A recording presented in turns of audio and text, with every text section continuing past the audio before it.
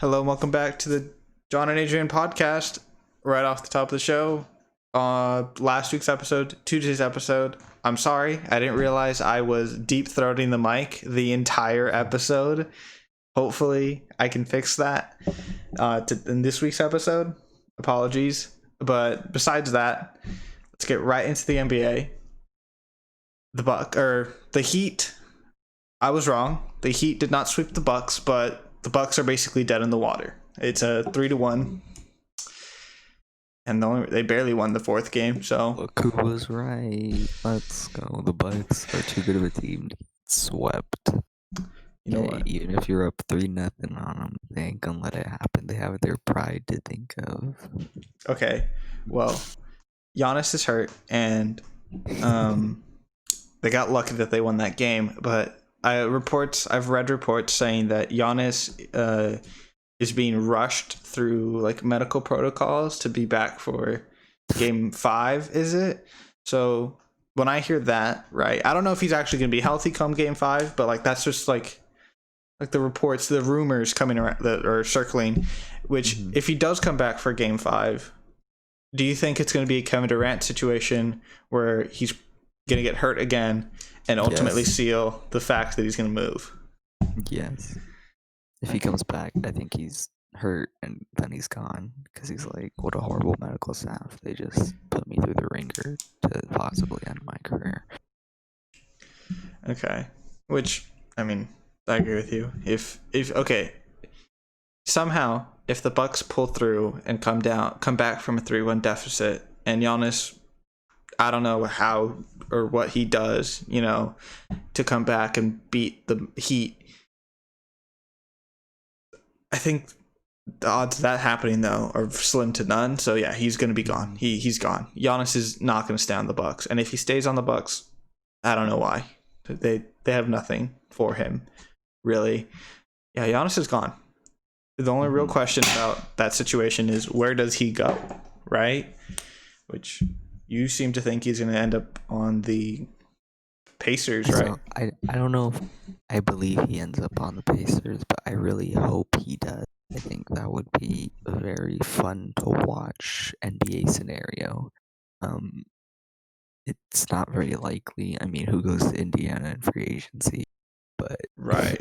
definitely, I think would make a lot of sense in basketball terms and be fun and make the East more competitive. And it's not just,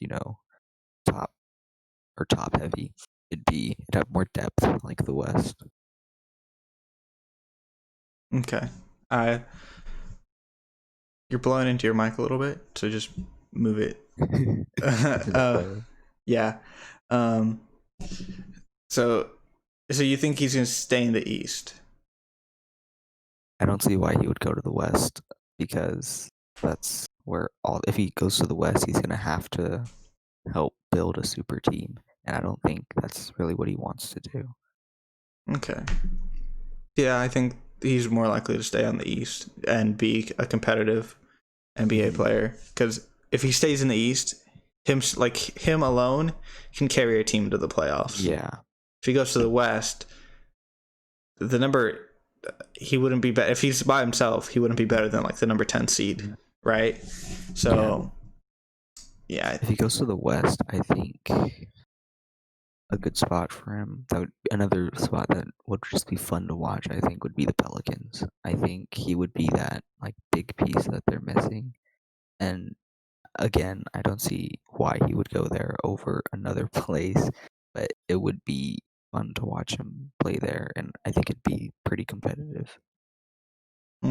Yeah, I mean, I don't think the Pelicans would have the. Actually, I don't know the Pelicans cap situation, so they could possibly, but I know they have to get Brandon Ingram back. Which, I mean, maybe they could just let him walk and sign Giannis in his place, and then keep all the other young pieces around. So I think that would be an interesting situation, and also just Zion, if the Pelicans are able to develop him, because he's a good talent. He's going to be good in the NBA if the Pelicans don't mess him up, which I just have zero faith in that organization.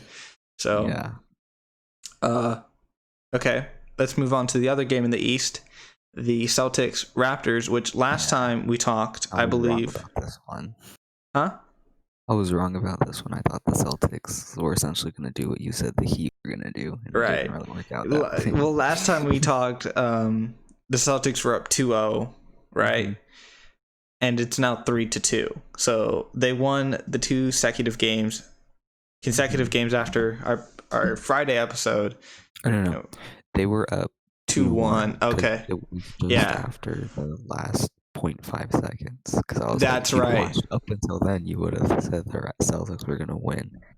I thought the Celtics were going to close out the series after that game, and they didn't. Okay. Yeah, so, I mean, the Celtics are still in a position to win the series. You know, they have two games to blow, essentially. They blew out the Raptors in Game 5, but they also blew up the Raptors in Game 2. So does this lead into another Raptors win 2 games in a row situation? Yeah. I don't know. The series definitely got a lot more interesting. Which, I mean, 2-0, I guess you can never concretely say that a series is done, right? You're only halfway through. Right. 3-0, yeah, you can say series is done, but 2-0, very different story. I still think the Celtics can pull through. I don't think the Celtics are a team that flounder, you know, that just so I think they can do it, but it's also like the Raptors are still a good team, and it's not like they have a record of just losing. I guess. Well, I don't know. They won the most recent thing they've done is win the championship, but you know, I was only with Kawhi, so whatever. So the games in the West, the Clippers, Nuggets. Last time we talked, the Clippers had played Game 1 and they blew out the Nuggets. Nuggets won Game 2, and then the Clippers won Game 3. So the Clippers are up 2-1. I'm frustrated with the Nuggets, especially after watching Game 3, because I want to say the last 5 minutes of the game was the most annoying basketball I've ever seen, because the Nuggets were up essentially the entire game, right? And towards the end of the game, the Clippers started coming back, and the Nuggets were down by like 3 points for a majority of that time, right? And instead of just playing basketball and going for like a layup and then playing good defense so they could go score another layup, they went into Rockets mode and just started chucking up threes, hoping that they could tie the game, which is like, after the third, fourth missed three, you'd think you'd want to switch up your attack, because you're only down by 3 points, and there's still 3 minutes left in the game. Like, you got time. Just keep the game within a point. Like, you don't have to tie it. It's so they went desperation mode way too early. Right. And then come like the last minute of the game, when they're actually down by like 6, they start playing actual basketball and try to lay it up. Like, no, that's when you pull out the pick and roll sets and shoot a 3 in like 2 seconds so that you can go play defense and try to steal the ball, and you still have time to come back down the floor and make another 3. Like, they just, I don't know. It's so frustrating. The Nuggets, the talent is there. They can push this series to 7 games, but it's like, do I think they have the ability to? No. The Clippers are just, they're not the better team, but they're better. Yeah. For me, I'm honestly surprised the Nuggets won Game 2. Like, I expected them wholeheartedly to choke and then just give up, right? I thought the Clippers were going to go out 2-0, and the Nuggets were just going to fold, and the Clippers were going to finish them out. I thought it was going to be a clean sweep. So the Nuggets even managing to win Game 2 is impressive, I guess. I don't know how else to put it, at least in my terms. Yeah, it's still, when you think they're going to get swept and they actually pull out a game, it's very fascinating. It's just, at the same time, it's frustrating because, like, you can see the talent on the team and recognize their ability to win games. Like, the game, That's the problem. They win games, but they don't win series. So right? playoffs, they'll do great, but or regular season, they'll do great, but then come playoffs, they're gonna fold every time. Right. Yeah, like they should be up 2-1 right now, but they're not. Right, so it's frustrating. And then the final game in the playoffs, the Lakers Rockets game. First game the Lakers lost, which oh well, right. Second game they come back, win it, so the series is tied 1-1. I don't know about you, but I fully expected to lose game one. It's just the Laker way. I didn't expect it, but I'm not worried that it happened. Yeah, which the series is tied 1-1 right now, so it's fine. It's tied 1-1, and Rockets fans are cheering, and Lakers fans are like, eh. Right. It's like the same. It was the same situation with the Trailblazers. Oh, the Lakers are down 1-0 in a series, time for the sweep, and then that's 1-1. The Trailblazers are going to come back. The Trailblazers denying the Rockets because Damian Lillard has a history of being able to beat the Lakers and being clutch. The Rockets has ever been clutch or beaten the Lakers consistently. Yeah. So I don't have any fear here. Game 2, JaVale did get hurt in game 2, which I don't know how badly he got hurt or is hurt. I don't know if he's going to come back for the rest of the series or not. But Markieff Morris in the first half of the game was very hot. He was playing very good basketball. Other than that, it's what you expect from the Lakers. If they're going to win, it's LeBron and AD popping off. LeBron was 1 assist away from a triple-double. And then AD had 35 points or 34 points and 10 rebounds. So the thing that does annoy me slightly was, I believe, game 1, the Rockets had just as many rebounds as the Lakers. They both had 41 rebounds. So that did annoy me from game 1. It's just the Rockets' ability to get rebounds over the Lakers, or in the end it evened out. Yeah, it's like they're literally the Toon Squad with they're 6'5" men, but it's like in the NBA 6'5" is we have 5'8". What the heck? Yeah, it's like we have true centers that should be getting rebounds, which they do. It's just they should be getting more. A lot of that could be our play style, because if you look at it, we had 31 defensive rebounds. They had 37. So almost all of their rebounds are coming off of the defensive side of the ball. Right. Meaning we missed our shot and they're picking it up. Whereas 10 out of 41 of our rebounds, our offensive rebounds, we missed our shot, we picked it up, and then we kept going with it. So I think that kind of shows is we have more confidence in our players, whereas when we shoot, we assume it's going to go in. And so we start backing off to play defense rather than staying to get the ball. Right. Which I've never understood that when it comes to basketball. I feel like the center or someone at the very least should always drive toward the basket to try to get a rebound. But, got to go back on defense. It is what it is. Which that's all I got to say about that first game, that first series. The Lakers are still going to win. The Clippers are most likely going to win. The Heat, they're just circling the Bucks. They're giving them some hope just to crush it. The Heat are going to win. That's all I had to say. Celtics, that's a toss up, but I think the Celtics can pull through. Same. I think besides the Lakers Rockets series, obviously, I think all the teams that are up right now are going to win.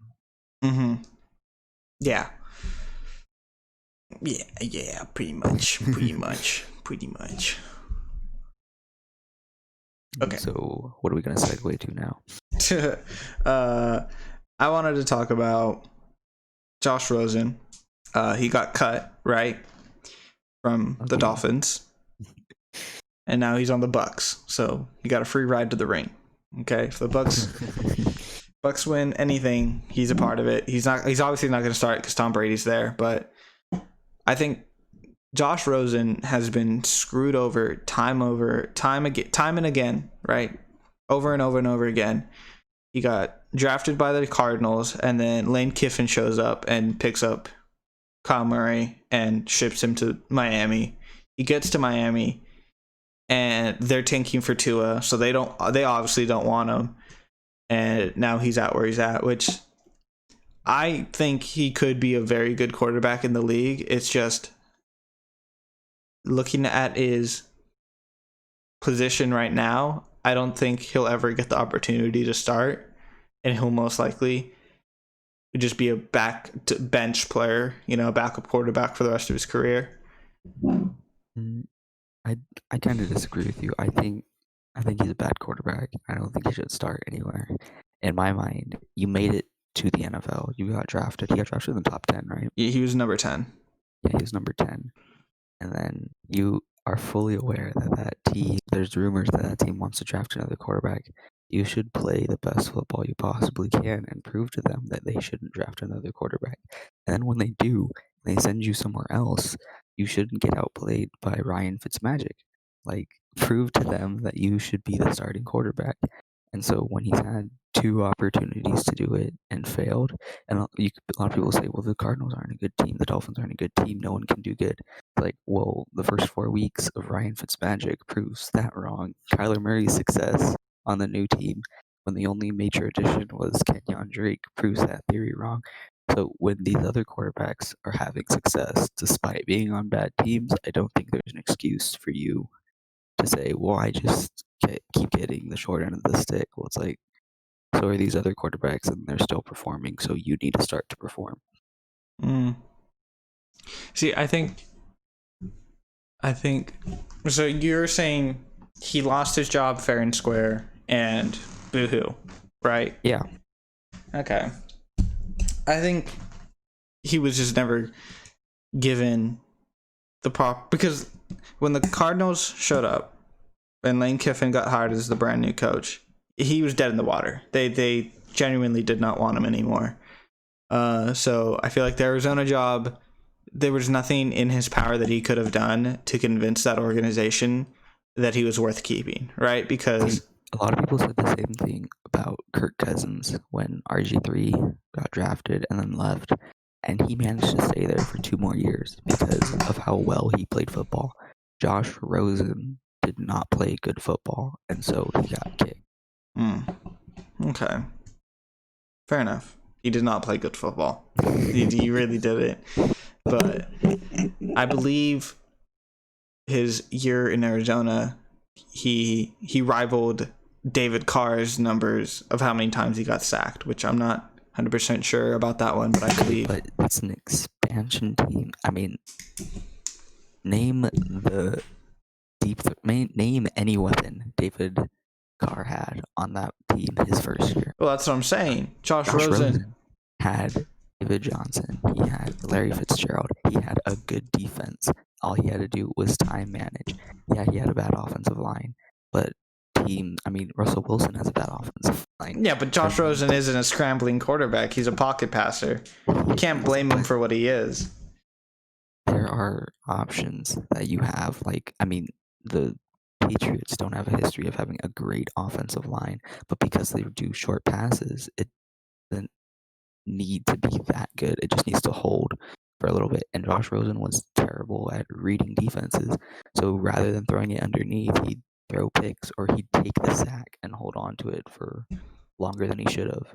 And so I think it's more him not understanding the system or how to play against a certain type of defense that resulted in those sacks. I think those sacks are more a product of him not willing to compensate for a bad offensive line than it is just a bad offensive line. Because if you look at like David Carr or Sean Watson or Andrew Luck, these quarterbacks know they have bad offensive lines and they will do things to try and circumvent that. They still need to get the production. Josh Rosen just wants to use it as an excuse to say, well, I wasn't good because I had a bad team.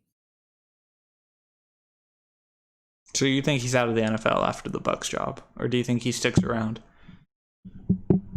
I pull a Blaine Gabbert and stick around for a couple of years, but he's not going to ever considered a legitimate starter. Yeah, and that's what I was saying. I was saying that he'll never be a starter. He'll probably at best just be a backup quarterback for the rest of his career.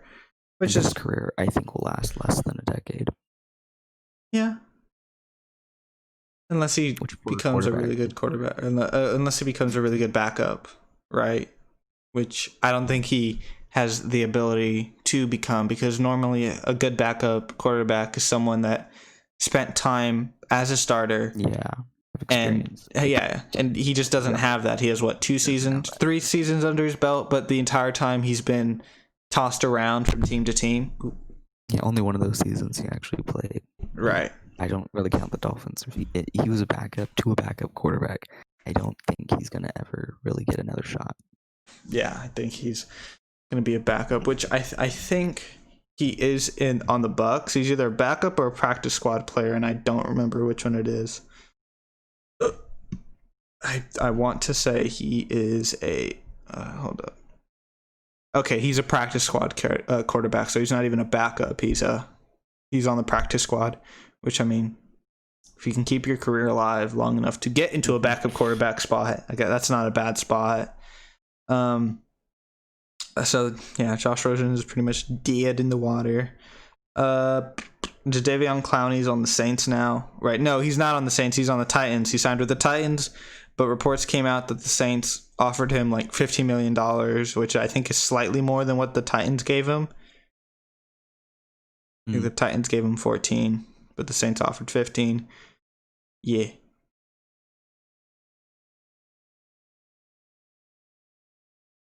That's I think he's an improvement to their team, obviously, but I don't know. The Titans are one of those weird teams where it's like, you look at the roster and you don't really see any big holes. So a big signing like this is like, what? Like, yeah, it's an improvement, but was it a need? Oh, never mind. I got the Saints thing wrong. So the Saints tried to have the Browns sign Jadeveon Clowney, and then in return, once the Browns signed Jadeveon Clowney, the Saints would have traded a second-round pick. Yeah. To he said the NFL didn't allow it. Which NFL? Like, obviously the NFL.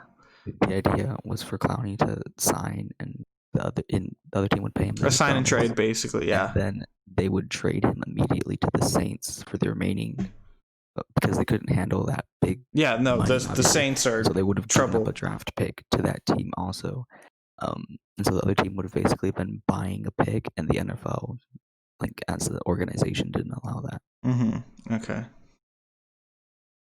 Yeah. So back to what you're saying about the Titans.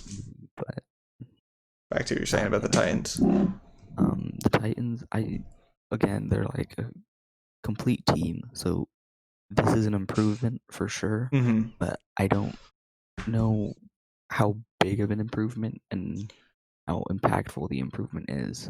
Personally, I don't think run defense, which is what Clowney's good at, doesn't strike me as a weakness on their team.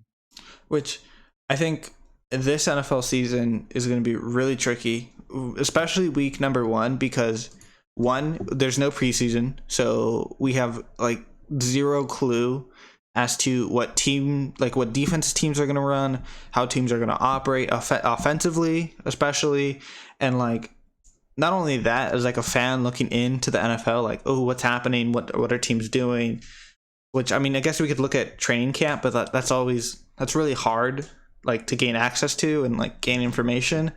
But also, NFL players, like young guys, undrafted free agents and stuff, they have a hard time getting onto rosters because they don't have any tape out. But also, like, there's no games. Like, the preseason games, as much as we as fans hate them, they help NFL teams. Yeah, they help NFL teams get ready for the season and like get the rust off, right? So week 1, I have a strong feeling that it's going to be very sloppy, like really sloppy. There's going to be a lot of missed tackles. There's going to be blown defensive plays and blown offensive plays where the timing isn't right. So I think the most interesting thing about week 1 is going to be which teams are more prepared. Like, every team's going to make mistakes, but which teams are able to capitalize on the mistakes of other teams so that they can get a touchdown out of it, right? Yeah. Which I want to use that as a transfer to pick'ems. We're gonna do some pick'ems. We're gonna pick some NFL games. We're gonna pick some winners, some losers. The first game of the year, the first NFL game of the year, is gonna be it's gonna be the Chiefs versus the Texans, and I'm gonna give you the floor on that. I don't know. I don't think much floor is needed. I mean, even if you have, sloppy gameplay and everyone's kind of jumbled, it's what do the Texans have that the Chiefs don't? Right? Like the Chiefs are going to win this game, and I don't think it's going to be close. The Chiefs have, or the Texans have. What do they have? JJ Watt. I mean, is he going to survive the game? Like, I think Deshaun Watson's a great quarterback, yeah, but Patrick Mahomes is better. So everything the Texans have, the Chiefs have a better version of that. Right. Oh, Deshaun Watson, he said that he got his bread. He got the bag. He's now the second highest paid quarterback in the league. He's on a 4-year, $160 million extension. So I want to say the math works out to he's getting like 39, something like that, $38 million per year. Cost him DeAndre Hopkins. Right, but he got his bread, so that's all that matters. Another dumb trade, or a trade that really confused me, is the Raiders are trading their 3rd round pick of this year's draft, rookie Lynn Bowen, to the Dolphins. Bowden Jr. Yeah. They're trading him and a 6th round pick to the Dolphins, a 4th round pick. So they're trading a 3rd round pick and a 6th round pick for a 4th round pick for next year's draft. So I don't understand the logic behind that. Like, you used a 3rd round pick on this guy, and in return, without, like, it's his rookie season. It's not like, yeah. So I don't get it. I don't know how Lynn Bowden Jr. would fit in John Gruden's scheme, right? That's the thing. Yeah. He's Jason Tate, or not, he's Taysom Hill. Yeah. That's every report I read about him. Or he's faster than Taysom Hill. In college, he had, like, I think over 4,000 yards total, and he had, like, close to 1,000 rushing and receiving, and over 2,000 passing, right? He's an around just a football player, and then he also played return man. So I think the Dolphins, with all the holes they have, can use him in nearly any scenario. Yeah. But the Raiders, I would struggle with where he would apply, because Henry Ruggs, I feel like, was going to take a majority of the receiving and returning job, and then you have Derek Carr or Marcus Mariota, the actual quarterback, and then you have Josh Jacobs at running back. So Lynn Bowden's job would be to be the number 2 receiver. Like, Darren Waller is going to get more targets than him for sure. So I feel like best case scenario, they try to use him as Cordero Patterson, and he has more potential than that. And Henry Ruggs is already fulfilling a majority of that role. So there's just no reason for him to be there. So I feel like rather than waste him on the sideline, they just decided to get something out of him. And given that it's so early in, the season, and obviously we haven't seen him play, no team is going to give up a 3rd round pick to get a 3rd round potential bust, right? Yeah. Like, a lot of teams are going to be like, well, why are you trading him this early? What's wrong with him? So I think this is a decent trade for the Dolphins.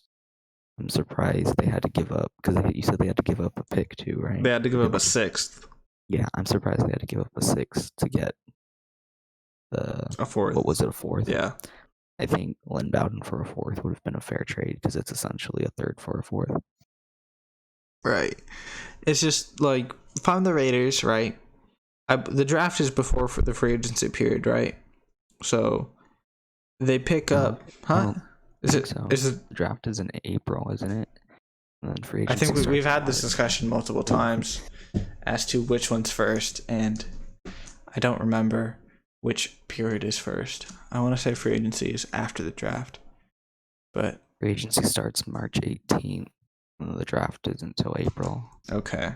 So I don't remember when the Raiders signed Marcus Mariota, right? But so if you're John Gruden, come draft day, and you have, oh well, I guess no, they drafted Ruggs with their like first overall pick, right? Or their first round pick. Well, their first round, yeah, So I'm pretty sure. And then they remember this was the year they had. Was this the year they had 3? yeah, I think so. So, but they picked up this guy. They picked him up in the third round, and so obviously he was the best guy on their board, and they were just picking picking a player. So like that, it's so stupid in my brain. Like it's like, Yeah. why? If you're looking at your roster and you know who you have. Obviously he's a good player, and hopefully he becomes a good player, right? But it's like they just wasted a pick. Like, I bet you the third round, there's still so many good players, and you have you pick a player that you know you're not going to use. So it's like, why? I feel like they maybe at the time thought they would use him, and then once training camp started, realized he didn't place. But again, the stupidest possible explanation is that they could get more than a third round out of trading him. And so when they drafted him, they're like, hey, this is a steal. We can trade him later for more. And obviously that's idiotic and it didn't work Right. out. So Which I don't think that's what happened, but it could be. we had the COVID draft, so they must have known. Odds were that there's going to be no preseason, which if I'm the GM thinking that I can get more out of this player, it's because there's a preseason and he balls out in the preseason, right? Like, but they're like, they have to know that the odds are there isn't going to be a preseason, so you're not going to get, like, he's not going to be able to produce film so that he can increase his value and be a third round pick, and hell, even a second round pick, which I doubt for a rookie. The best case scenario is they get their money back, right? Mm-hmm. With the fourth and like a sixth, or whatever. But I don't know. It's just dumb management by the Raiders, I guess. It's odd. It's stupid. I don't get it. Okay, back to the Texans. Yeah, the Chiefs are just better. Which, I mean, we're jumping all over the place, but we might as well go to fantasy. So me and you, John, right? Correct? Oh, yes. We are in a fantasy league together. It's our friend. It's our little friend circle fantasy football league, and There's only like 8 people in it, so don't Yeah. take this too it's seriously. it's not the most serious, like, a quarter of the league has zero clues what they're doing, but you know, it is what it is. We had our draft. How do you feel about your draft? I feel pretty good. I mean, when there's only 8 people, it's hard to go too wrong. Like, there might be one position that's a little shallow, but everything else is going to be pretty solid. Also, in our league, we also have defensive players, so defensive linemen, linebackers, and DBs, which I did an 8-person draft in a regular league where there's no defensive players, and the players got picked up so much quicker. I didn't even realize. I was like, because like I think towards the end of our draft, there still was so many players that were like, oh, he's a sleeper. You know, he's gonna be good. Come week 5. Like, my last draft pick was Jordan Howard, Right. and my draft pick before that was Jared Cook. So there were clearly solid starting players at the end of our draft. And I completely forgot to account for that in my other fantasy league. And so that league is going to be rough, mainly because I got to rely on bottom of the barrel free agents for the most part, because I completely mismanaged my draft and thought that there were more players available than there really were. So, but that's another league. That's a pointless league. We're talking about our league. Yeah, I agree. Our league, there was the pickings of players, and so many players. You got the first overall pick, right? So you got Christian McCaffrey, which Yes. consensus number one pick. Yeah. It's hard to go wrong with that. And then I believe Who was the number 2? Was it Ivan? yes. Is there a way for us to look at the draft board, or is it just gone forever? I think it's just gone. Okay, it is what it is. So So we got Lamar Jackson second, yeah, and then you had third with Patrick Mahomes, right? no, someone was before me.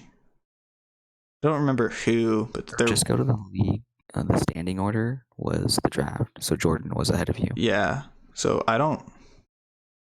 He drafted Saquon Barkley. He did draft. Okay, so yeah, and then I got Patrick Mahomes at 4, which I think is overdrafting him, but at the same time, I Such don't. a small league. It's and yeah. With people like for reference, we have 2 people who are entirely new football in general. So we expected them, which held true for the most part, to just draft Random names players, or yeah. draft people out of spite. Yeah, like So- I knew drafting Patrick Mahomes at 4 was overdrafting him for his value. Like I believe in the third to last But round. people don't know that, Yeah. so they would have drafted him next. Yeah, which for reference, I got Deshaun Watson in like the third to last round. So I very much could have picked up a good quarterback at the end of the draft, but I wanted a solid number 1 quarterback, and Patrick Mahomes was there, and I knew that I could get good running backs in the next 2 rounds without really having to worry about it because, again, the other people in our league are either going to draft sleepers their entire roster because that's just the way they play, or going to draft the biggest names, but they're terrible at fantasy, right? So, Yeah. so I knew I could pick up good running backs and be fine in the next 2 rounds, which that's what I did. So I picked up Patrick Mahomes, and then with my next 2 picks, I picked up Nick Chubb and Aaron Jones out of Green Bay, which for some reason the fantasy app doesn't have them ranked, or like it doesn't have them doing that well, which surprises me. I get Baltimore, Nick Chubb, he's gonna have a hard time with their defense, but at the same time, it's Nick Chubb performed his best against Baltimore last season. Like his best 2 games were against them. Same goes for Aaron Jones. His best 2 games last season were against Minnesota. So they're kind of doing me wrong, dog. They're doing me dirty. And then I don't know. I will say this. I did go back and let go of a bunch of players earlier today off my roster because originally when I drafted, I picked up backup defensive players, but I realized they're useless. Like they really are. Yeah. When I saw you doing that, I thought that was a big mistake. Yeah.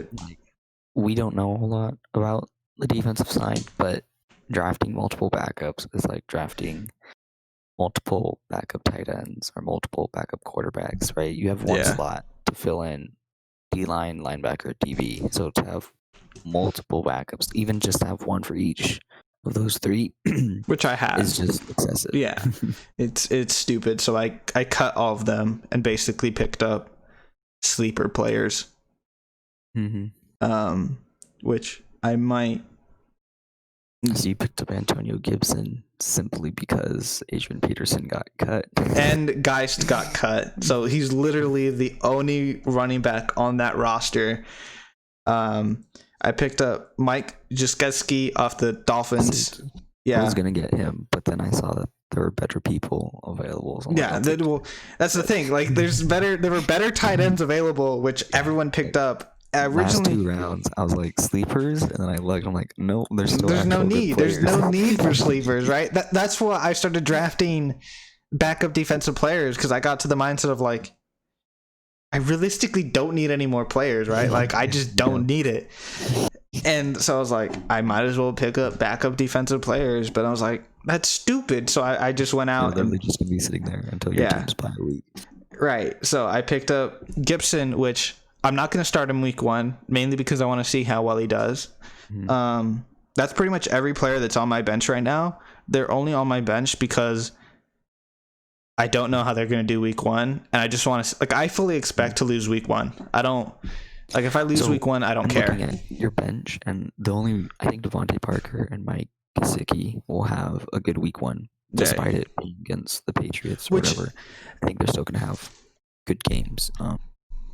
But your rest of your defense or bench, I would not expect anything out of them. Right. Which the only reason I don't start Devontae Parker or Mike Gesicki is because my starting tight end is Zach Ertz, which he's playing Washington, so he's going to ball out. Devontae Parker is most likely the entire game going to be against Stephon Gilmore. Right?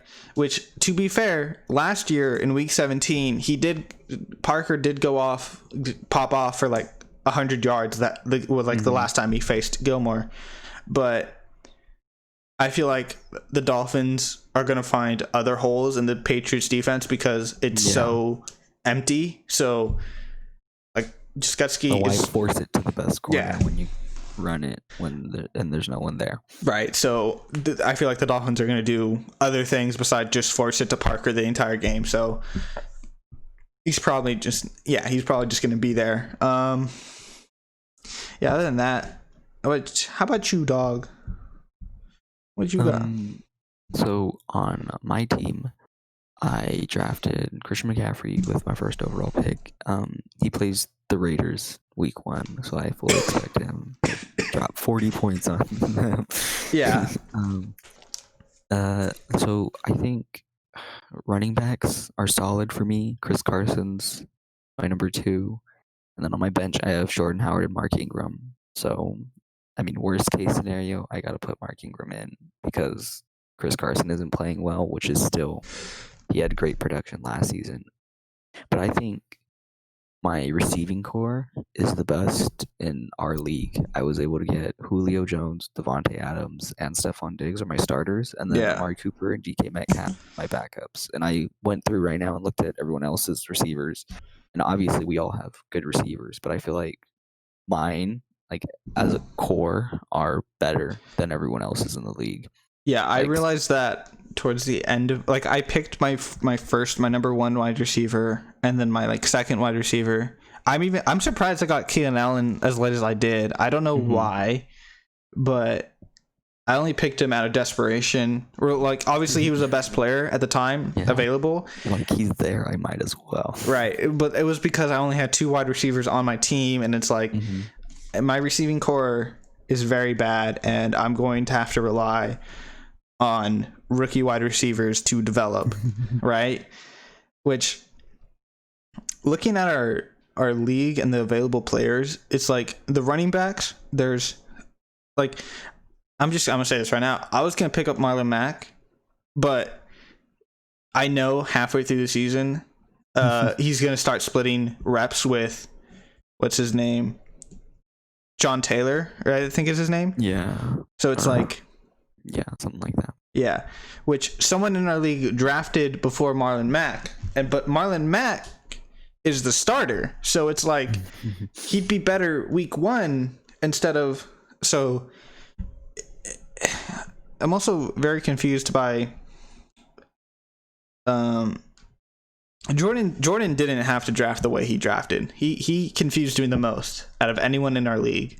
I expected Isaiah and Ruben to draft stupid because they just don't know any better, and even then they still drafted okay, right?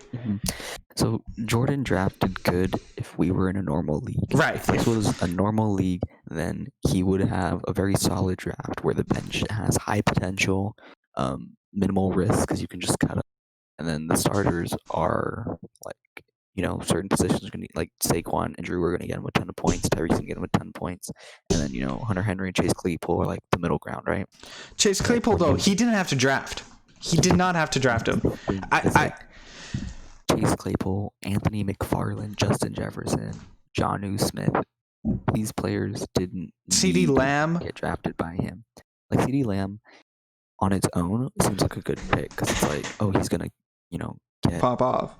But pop off, but when Amari Cooper was still available, like I picked he up Amari drafted him. Cooper 2 rounds later. Yeah, he picked up CeeDee Lamb before Amari Cooper got even drafted, and right now in free agency, Michael Gallup is still available. Anyone could pick up Gallup right now. So it's like he picked the number 3 wide receiver before the number 1 and 2 wide receiver. So that's very interesting. Also, he's a Steelers fan, so there's very clear bias towards those players. Like Chase Claypool's good, but in this league, he should be on your bench. And right now he has him starting. Like, but also, I understand the growing fantasy football belief that Chase Claypool is going to be the sleeper pick, the sleeper draft pick, right? It's like the Chris Godwin of last year is what he's being compared to. But I don't think he will be that good. And even if you do think he'll be that good, don't start him week 1. It was like week 1. Picks. He picked him very early, and I was like talking to him at the time, and I was like, "Who did you just draft?" Because I did like 0 to no research before this draft, because I was like, I know fantasy football, but so there's like no need for me to be extra with it this year, especially because just there's no point. Like that's ruining the fun. The fun is like to guess. I like the risk. Yeah. But he drafted him and instantly went on a tirade of like, he's a sleeper pick, he's so good, and I was like, but you didn't need to draft him right now. Look at the board. Look at how many. No one else was gonna take him. Right, and if someone like Demetrius 5 rounds later picked him up, okay, that's way lower than in a normal fantasy football league, right? Like he picked him up at the end of the draft. You missed out. But there's no need for you to draft him as like your 6th player off the board. Yeah, well, like just for reference, when he drafted Chase Claypool, he could have taken Stephon Diggs instead.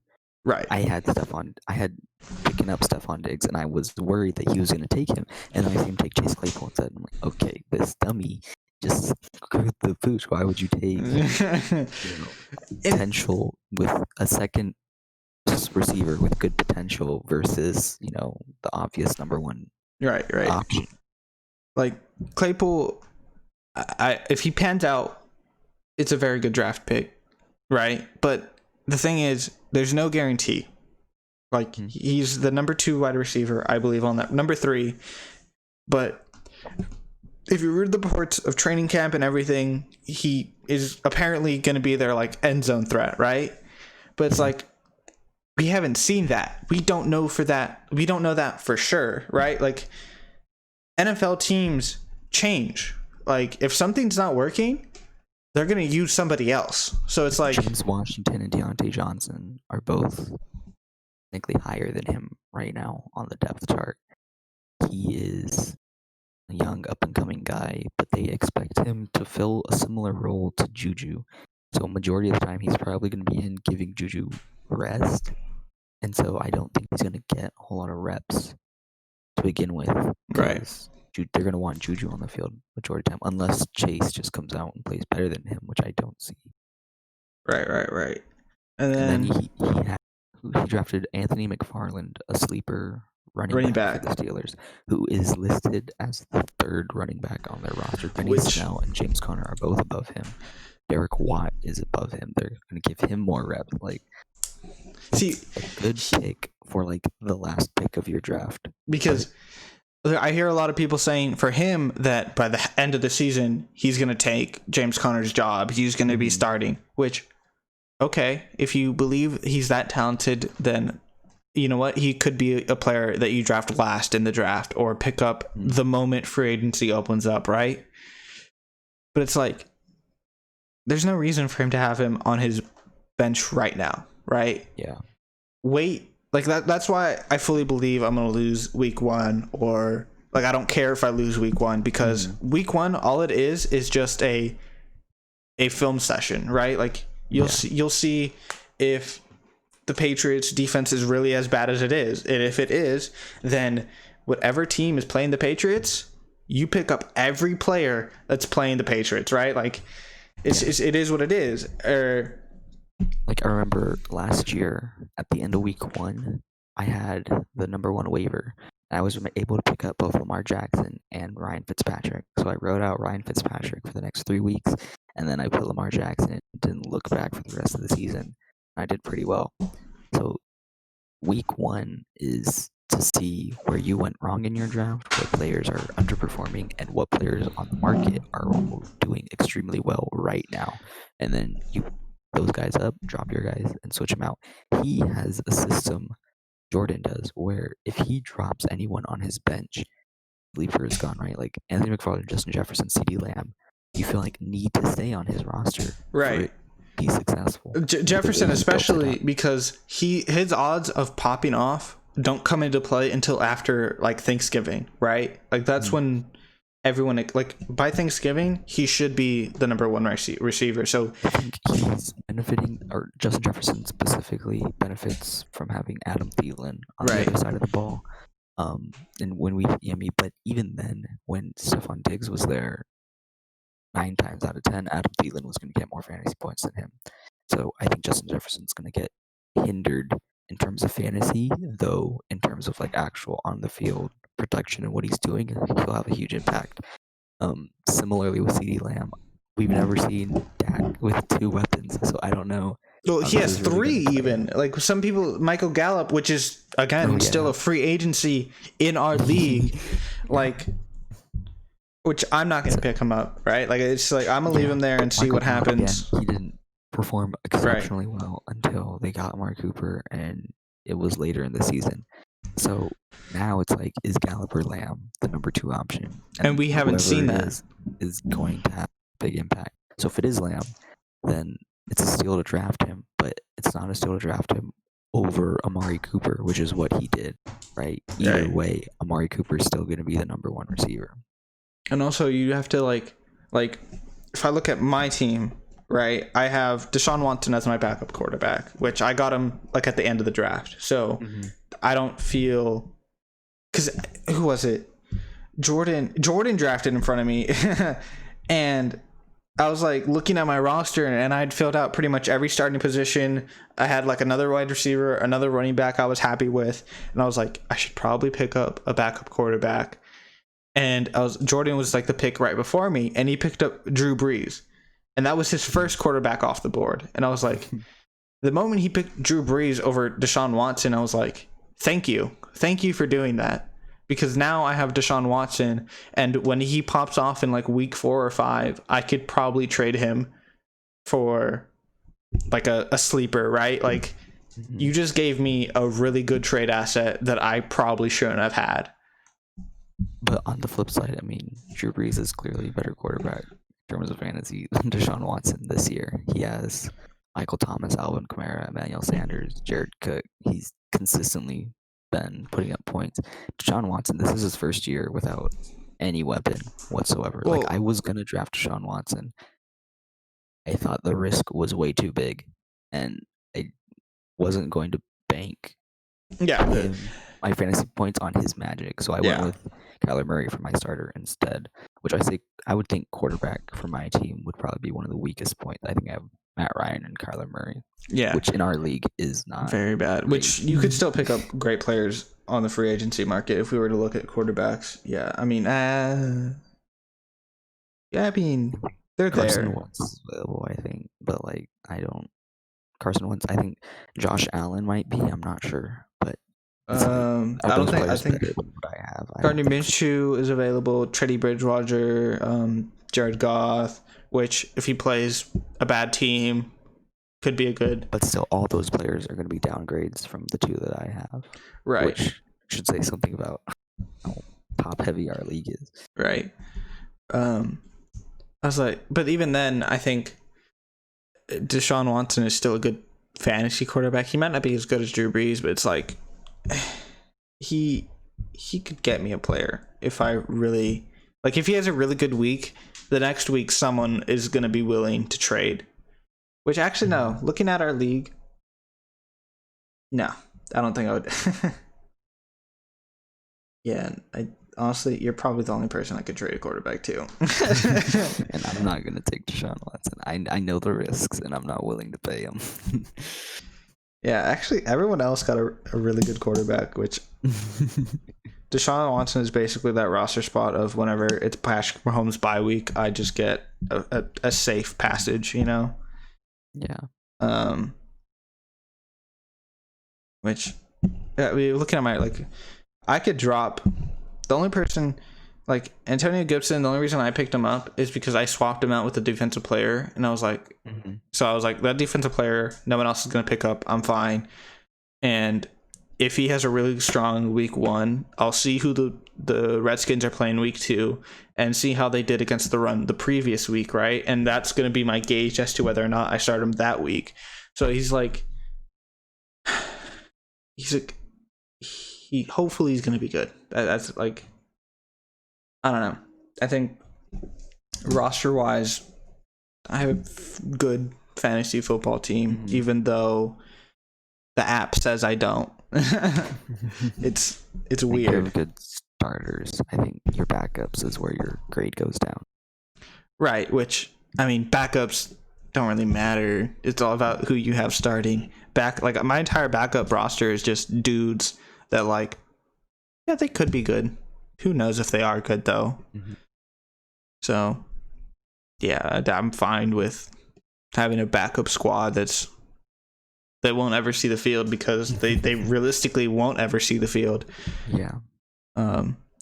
Because it's just how top heavy our league is, that like you can pick up your starters right off the bat and you'll be fine for the rest of the like year, pretty much. Like, yeah.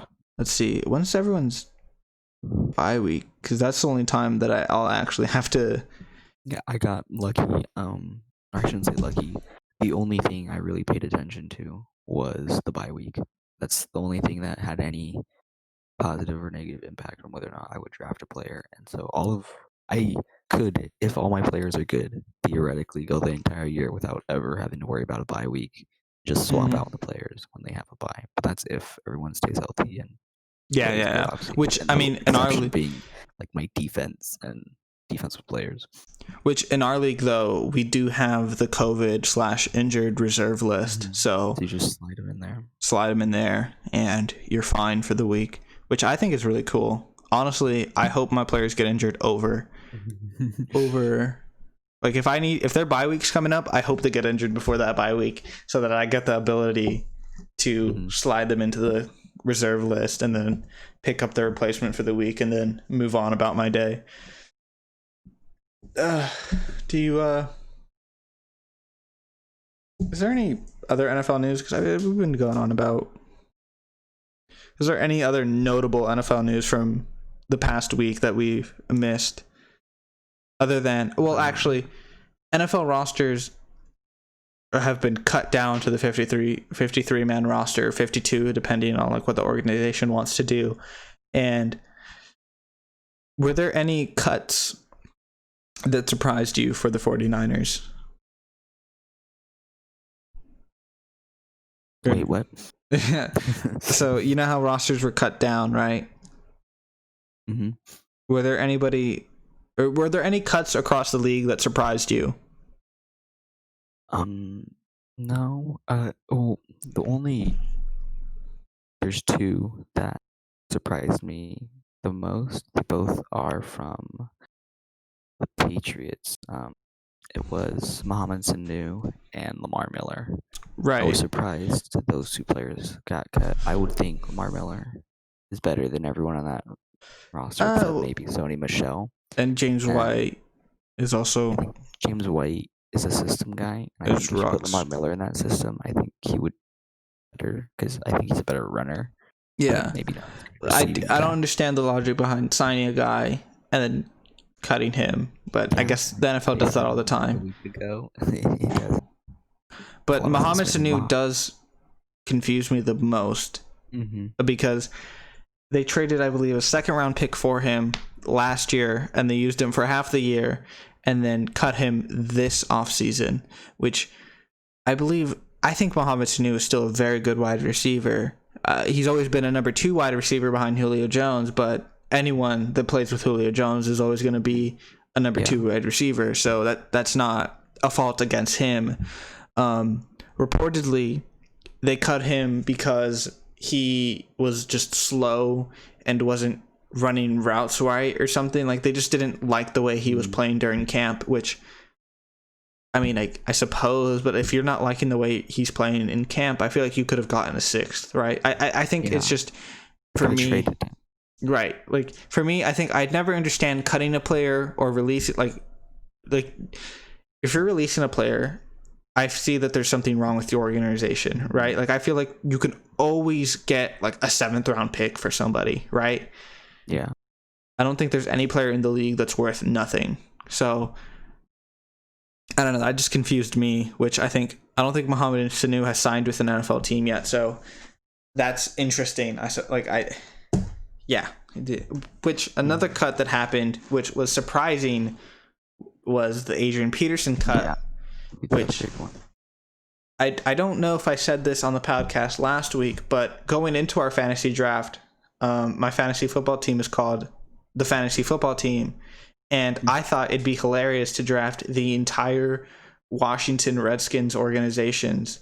So the Dwayne Haskins, Alex Smith, Adrian Peterson, they're all their wide receivers, running backs, and that would have been very funny to do, but then Adrian Peterson got cut and I got cold feet and didn't think it was a good idea anymore, so I backed out and I was like, that's a terrible idea. I'll just keep the name. So that surprised me, mainly because I felt like Adrian Peterson would still be like the best player they had on their offense. Him and Alex Smith, I thought, were far and above everyone else. And apparently that's not the case. Right. Do you have anything else regarding the Adrian Peterson situation, which I don't, or any other news you want to get to? No. Okay. We could talk about. I'm surprised the Seahawks let go of Anthony Gordon. Anthony Gordon, and that name doesn't ring a bell. I think I could be wrong, but he was drafted this year. Was he? I think he was a rookie. He's a quarterback. He was the guy who put up all the numbers. Yeah, he went undrafted in the 2020 draft, but he's the guy who he held every statistical record behind Joe Burrow, right? Like he was number 2 in every stat, but everyone called him a system quarterback and said he wasn't going to be good in the NFL. So I guess it's not too surprising. Wait, was he what position did he play? Quarterback? Quarterback. Yeah, Anthony Gordon. So him getting released by the Steelers or the Seahawks is semi-surprising to me because I don't know who their backup is. Quarterback, which I would think Anthony Gordon would be a guy you could develop at least. A lot of players got released, but instantly got signed back to practice squads. And the news of players who got re-signed to practice squads, like what's his name, the guy on the Seahawks that has one arm, Shaquem. Yeah, he got waived / released. He got cut, yeah, but he's back on their practice squad, so he really didn't get cut from the team. Yeah. So it's like they just needed to make the 53-man roster, right? So there was a lot of players like that across the league that were like, you're cut, but you're really just on our practice squad. Yeah. So you think that probably could be what happened to Anthony Gordon? Yeah, which the practice squads, the 53-man roster stayed the same, but practice squads got bigger. I think before it was like 10, but now it's 16. But you could make it 18 if if you have like linemen on there. So there's some rules there that I don't really know the full effects of, but players have a lot more players that they can keep in-house this year in comparison to previous years. So I don't think a majority of players that were cut to cut down to 53 are probably just going to stay with the organization and probably have a shot next year to make the roster, which I don't know the likelihood of that. Roster cuts. We didn't talk about this or I guess we couldn't have talked about it when it happened. We weren't doing the podcast yet. But Jake Fromm stayed on the Bills. Oh, did he?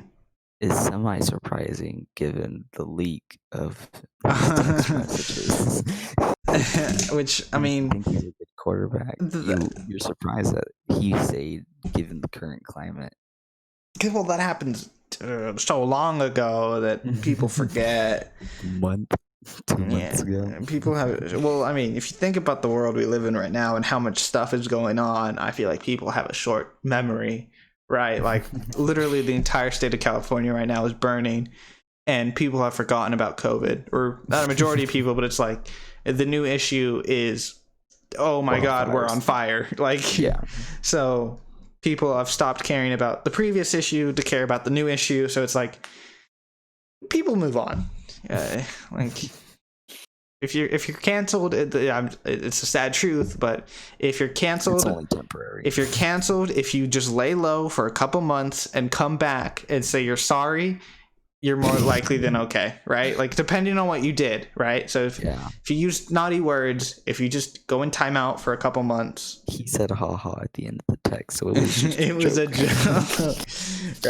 Right. It was a joke. So it's just, you'll also, I think Jake Fromm just plays very similarly to what's his name, their starter, Josh Allen. So he probably got away by that. Like Stefon Diggs walks up, just like, hey, don't throw me any balls because I ain't gonna catch them from you. All right. So we didn't get to pick'ems this episode, but next episode, which is Friday's episode, so tune in then. We're basically Chiefs. We got the Chiefs, but I feel like that's the Thursday game. So if you're a betting addict, the Chiefs all the way, baby. We got you. Don't. We're gonna cost someone hundreds of thousands of dollars. No, we only make accurate and correct picks. We've never gotten anything wrong so far. Our one viewer is gonna go into massive debt and not be able to watch us anymore. So far, we haven't gotten a single pick wrong. All right. Think about it. This season in the NFL, we haven't gotten a single pick wrong. Granted, there hasn't been any games for us to get wrong, but you know what? We don't talk about that. We don't talk about that because we're still undefeated. All right. So next episode is going to be a Pick'ems episode. So tune in then. Have a good one, y'all. Bye-bye.